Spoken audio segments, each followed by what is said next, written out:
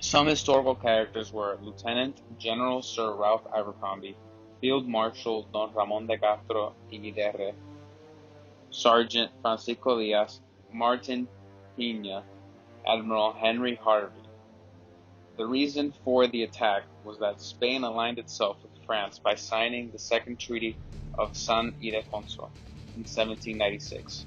Britain then targeted both countries' Caribbean colonies. Admiral Sir Henry Harvey's fleet picked up Sir Ralph Abercrombie's army in Barbados. Together they captured Trinidad from the Spanish before heading for San Juan. And their military strength was that the Spanish had 7,000 soldiers, 376 guns, and 12 gunboats, while the English had 7,000 soldiers, 68 warships, and 600 guns. The military strategy that was implemented was that the Spanish forces flanked the British. The English attack of 1797 was a British assault on the Spanish colonial port city of San Juan, Puerto Rico, that lasted from 1796 throughout 1808 into the Anglo-Spanish War. The attack was carried out facing the historic town of Miramar. The attack began on April 17 when Lieutenant General Sir Ralph Abercrombie invaded the island of Puerto Rico with a force that ranged from 6,000 to 13,000 men, which included German soldiers and Royal Marines, and an armada that ranged from 60 to 64 ships. The Spanish spotted an enemy convoy off the coastline on the morning of April 17th. Upon this sighting, the governor, Brigadier General Ramon de Castro, summoned his military chiefs to immediately put a defense plan into action.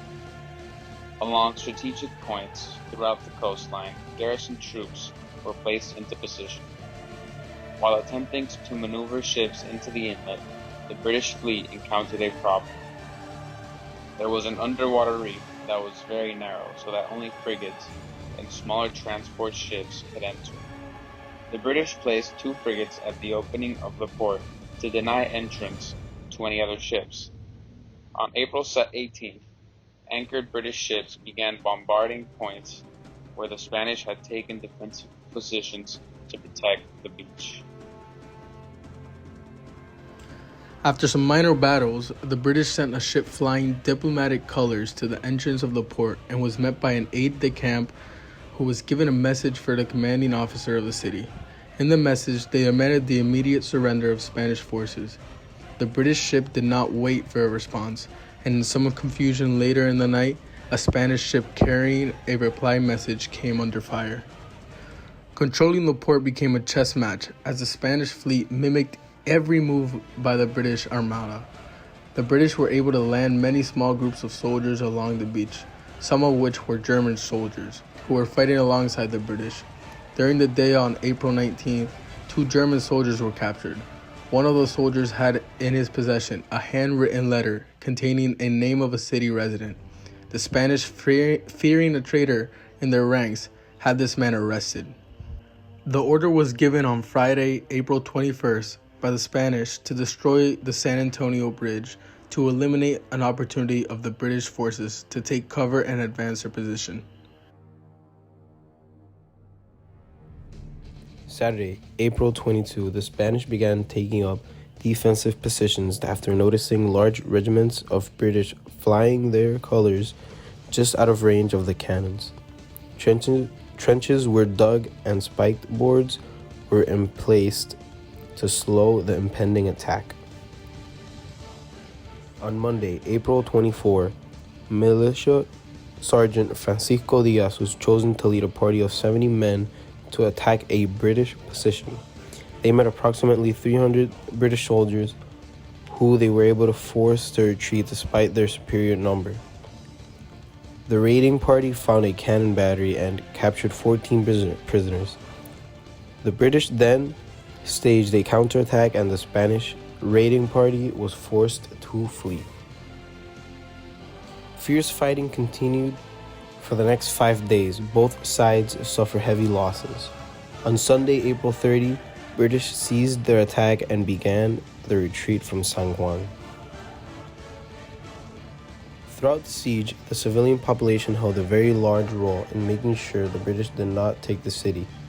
The civilian population rose en masse to deter the English from taking the city of San Juan, with over 20,000 people threatening to storm British and forcing them to surrender just weeks after their initial arrival. After the British retreated, the people celebrated their victory with a Te Deum, which is a prayer. Following the attacks, there were no major changes to the infrastructure of San Juan. This is likely due to the military defenses of the island being very current, with the city being surrounded by a large wall and all forts being completely constructed with the most modern guns to defend it. However, following the victory against the English, the Spanish crown decorated the city's coat of arms with the words, "For its constancy, love, and fidelity, this city is very noble and very loyal." This is still on the city's coat of arms to this day. Additionally, this attack did not have a serious effect on the development of military infrastructure on the island, as by the time that the English attacked, all major forts were already built and were fully functional. However, following this attack, the San Juan garrison was kept on half pay due to low rations and an influx of refugees from the Civil War occurring in La Pañola. These refugees raised the price of goods in the island substantially, making it extremely hard to pay the garrison. Furthermore, the militia corps was disbanded to protect agricultural interests on the island.